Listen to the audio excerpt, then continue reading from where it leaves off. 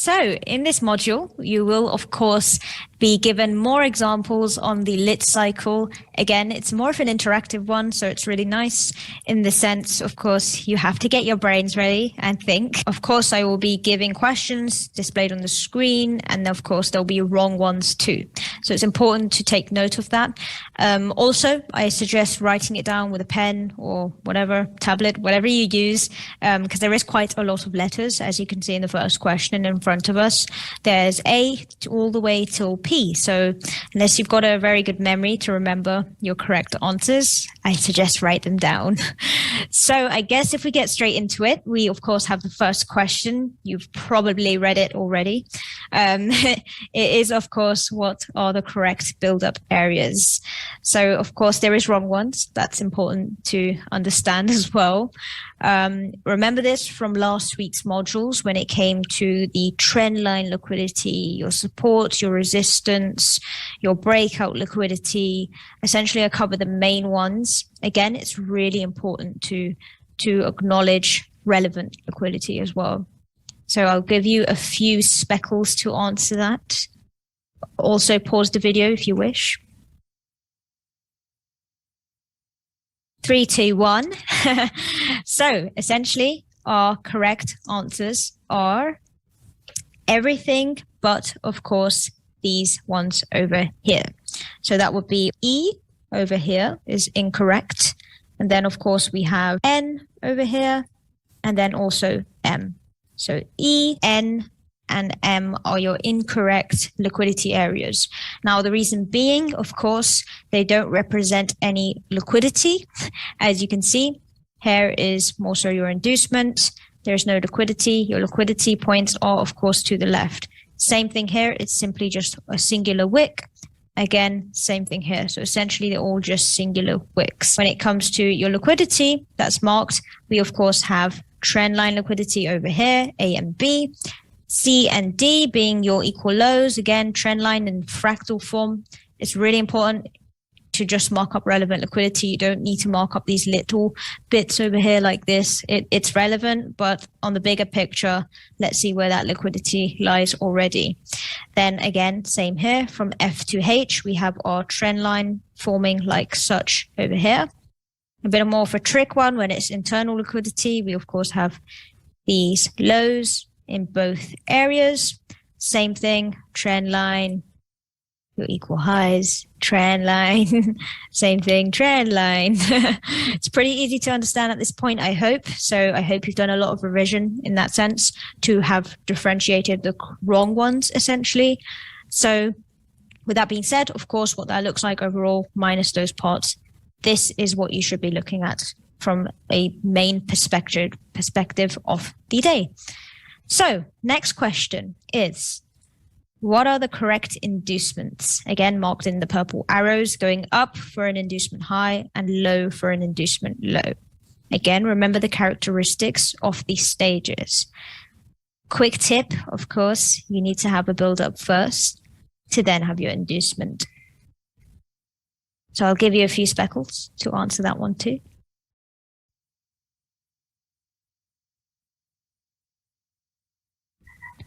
So the answers, of course, are everything but your answer A as well as your answer F. So A over here, F over here, and then, of course, we have H over here as well as J over here. So if you got everything else, well done. And of course, it's correct if you've got everything but these points. So I'm sure we can understand why they essentially were wrong. This, of course, is not an inducement of any sort. It's actually the build-up. So it's kind of a trick question. Should be pretty obvious that that was not an inducement. At the same time, when we go on to letter F over here, same thing. It's not an inducement. Letter E is an inducement. Why is that? Because we've induced liquidity over here. Whereas letter F is actually a mitigation, as you can see. Now, we also have letter H down here. Again, same concept. It's actually a mitigation. It's not an inducement. It didn't induce liquidity, more so formed a continuation to, of course, trade bearish. Same thing with J. This is, of course, not a inducement, it's a mitigation. So essentially those points, of course, are completely wrong. Hope you can identify them pretty clear why they weren't essentially inducements. So if we look at that again from a clearer picture of what the actual inducements are, we have letter B over here, inducing high, taking out this liquidity down here. We, of course, then have price now reverse, inducing these sellers over here, taking out, not good drawing, taking out, of course, your Asia low, it again being a minor inducement of some sort of liquidity. Same time, what do we have? C, it completes the inducement low at the same time, also forming fractal liquidity. So it's induced these equal lows, perfect vector candles. What do we get then? Of course, price induces high now, so it reverses, takes out the trend line liquidity. Of course, we have our perfect vector candles here, inducing high. What happens now? We get our reversal. Upon our reversal, we create this trend line, as well as, of course, equal highs, as well as this trend line of some sort as well. What happens? DE, of course, induces high of this fractal liquidity over here. Price breaks lower. We get mitigation areas, and then price, of course, continues, taking out, of course, liquidity here. So although this is an inducement, C over here, it is also, of course, equal lows, as you can see. That doesn't mean it's not an inducement. It's likely, of course, a pullback trade, hence why price pulled back and then continued bearish. So usually those are trades where you need that extra confirmation. Again, you will be taught that in week 3 in more detail, again, for the entry helper confluences. So what we have, again, not finished, we have, of course, letter G, taking out, of course, as mentioned, these equal lows over here. Then we get another fractal buildup here in the form of your trend lines, both high and low. We get I. Now, this is an interesting one because letter I over here, let's just show you a little bit clearer, is like a partial inducement, and it is towards the end of the day. Remember, UTC +2, that's pretty late. It's not in any real timing session. So this is somewhat of a partial inducement, doesn't necessarily take out the entire trend line. Nevertheless, you get the rest of the characteristics, your vector candles. Price now continues higher. Again, volatility is a lot less at that point. So I hope that makes sense when it comes to the inducement. Just remember, you need a build up to then have your inducement being this point here. Essentially from that point is your inducement occurring, should I say. And then of course it ends at some point, then it continues bearish and takes out your buyers over there, also inducing low. So you're going to get, of course, inducements high and low. It's just important to understand where you are in the market and what you currently see, where it is most people buying or selling, to then know essentially where price needs to induce.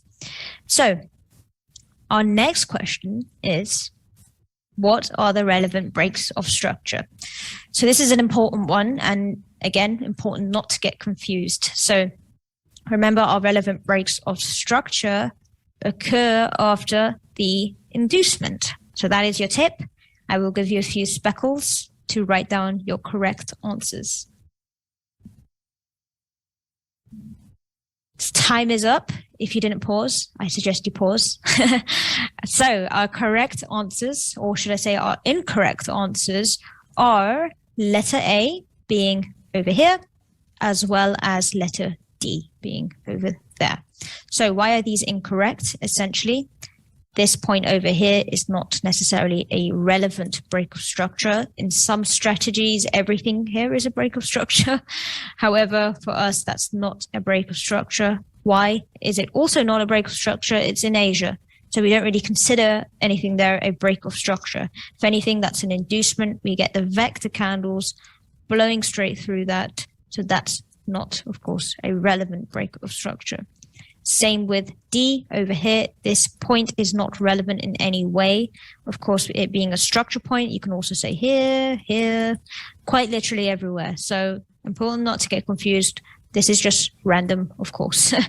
So essentially, why are these other points your breaks of structures with B, E, F, and G? So essentially, we had an inducement high after taking out liquidity. Then we get our break of structure over here. You can see that's the point. Price breaks lower right there. Now in this scenario, of course, it was probably very tricky to get an entry. Nevertheless, it presented a relevant break of structure. And if you always focus on relevant breaks of structure, you may not always get tagged into an entry. So that's important to understand. Your break of structure is there after we've had an inducement. Now, same over here, inducement low of this relevant liquidity down here. What do we get? Our break of structure essentially is here. It is a little bit tricky in this one, I will admit, but those were the last vector candles that essentially induced to the left, essentially from this point here. So it's not the nicest when you think about the fact that price has to break above, and essentially you want it to come to lower levels to touch those areas again. So essentially your break of structure being that. Again, it would be nice if it reverses, you take mitigation zones like such. So now we also have, again, inducement high of these relevant liquidity points of trend lines. Let's just clear things a bit. So your trend lines being broken, inducement high over there.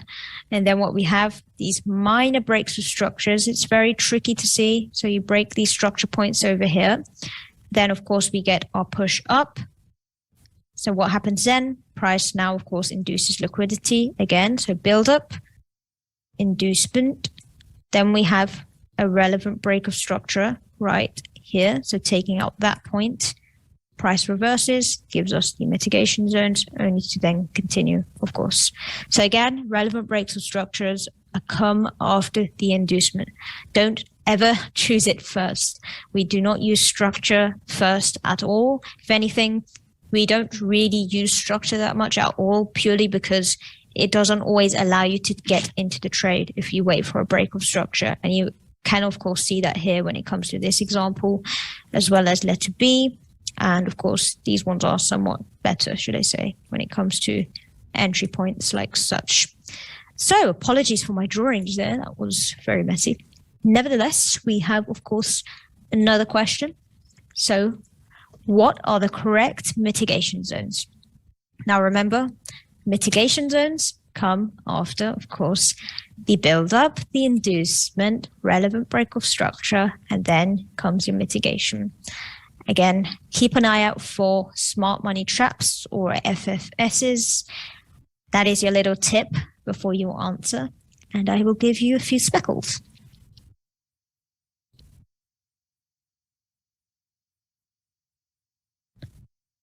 So if you haven't got your answers already, of course, pause the video and answer everything. So what we have, of course, is our incorrect answers are letter A over here, as well as, of course, letter E over here. Now, why are these incorrect? Now, it's important that we now actually understand the bigger picture. So we've had our inducement high, relevant break of structure over here. We get mitigations at London Open. So it's even nicer. We get it within our timing window. We may not always get it at the absolute high. That's completely fine. However, we get it over here. Then what does that mean? Now, remember your momentum mitigation aspect, as well as your smart money trap or FFS. This is a what? It's an FFS. It blows straight through the zone, does not give a reaction. So this is not even a valid mitigation in any sorts, unless, of course, we have, say, Frankfurt Open react over here before it induces high. Then it's a valid entry when it comes to somewhat of a pullback. It's a very short-term trade. Nevertheless, you will be taught that in more detail next week. So then what do we get, of course, is the next example. Inducement low. Of course, you have your liquidity off the inducement. Perfect mitigation. So this scenario, to wait for the break of structure wouldn't have done you any good. However, every other confluence presents the build-up, inducement mitigation. This area is completely perfect. So what we get then, of course, inducement high over here. Relevant breaks of structure being right there. What does price do? Then it gives us these false mitigation zones, aka smart money traps, because it's now going against the area. We've had our inducement high, we are not interested in this. So what happens? Inducement high again of fractal liquidity over here. Price makes another break of structure over here, this point there. What do we get? Now we get a perfect mitigation zone right there. So what does this mean? It's very key to understand. If this becomes our valid mitigation, this is going to become our smart money trap. And the reason it is somewhat of a smart money trap, it did wick a little bit. So it is essentially did give a reaction, but if you call it an FFS, that's fine too. So again, it's important to understand why this becomes invalidated completely as a no mitigation zone. Remember, inducement comes first. So what do we have next? The same thing, inducement low, again, the trickier inducement. What do we have? Mitigation. So build up, inducement, mitigation. Again, didn't give much of a crazy reaction as it's end of the day. So I hope that generally makes sense when it comes to the whole cycle. I would highly suggest marking up some more charts like this in order to go exactly in those orders. Again, only when it comes to structure, mark up relevant parts. If they don't appear, that's also fine. If it does appear, that's a nice additional confluence. However, we are not finished right there. And that is because, let's just see what it looks like. Perfect. These are your correct zones. B, D, C, didn't go in order there, F. So again, really nice entries to sell, to buy, to sell, and then of course to buy. Probably not a nice one to buy when it comes to risk to reward over here. So our last finishing piece in this module would be what pieces everything nicely together is timing. So look how amazing this is when it comes to timing. We have Frankfurt open over here, which is, of course, where price induces perfectly high of this fractal liquidity. What happens? Price breaks structure over here. London gives us the perfect opportunity to take the sells right there. Again, we use more confluences while you take it and not just take a random mitigation. So essentially, London then gives us the entry to continue. What happens now? We have magic manipulation minutes. This one's not as easy to identify. You get your mitigation off this point where MMM1 allows the continuation. Again, it's really much nicer, should I say, if this was a clear inducement and then this mitigation. However, nevertheless, we are just looking at this from a timing perspective of what price did to the minute it gave the reaction, gave the liquidity, gave the mitigation, only to continue, again to induce and then reverse. So upon that, what do we also have? Magic manipulation minutes 2, giving the clearer entry than MM1, which is the perfect mitigation after the inducement low of this buildup over here. So perfect mitigation to take the pullback on MM2. Now what do we have? Of course, is New York open. Perfect mitigation after having the inducement. So essentially in this scenario, we didn't get an inducement of New York, but we got our mitigation of New York, as well as the same being for London. So sometimes if the inducement has already occurred, like over here, as well as here, essentially in our timing windows, we may expect to look for continuation as price has made the inducement. So we're essentially looking for mitigation zones. So I hope that made sense. Again, with the inclusion of timing, everything's a lot clearer, and how you can also segment your day. So I guess your tasks are to do the same thing. Find many examples. Again, you're not forced to do that. However, it would really, really benefit you if you did. So enjoy.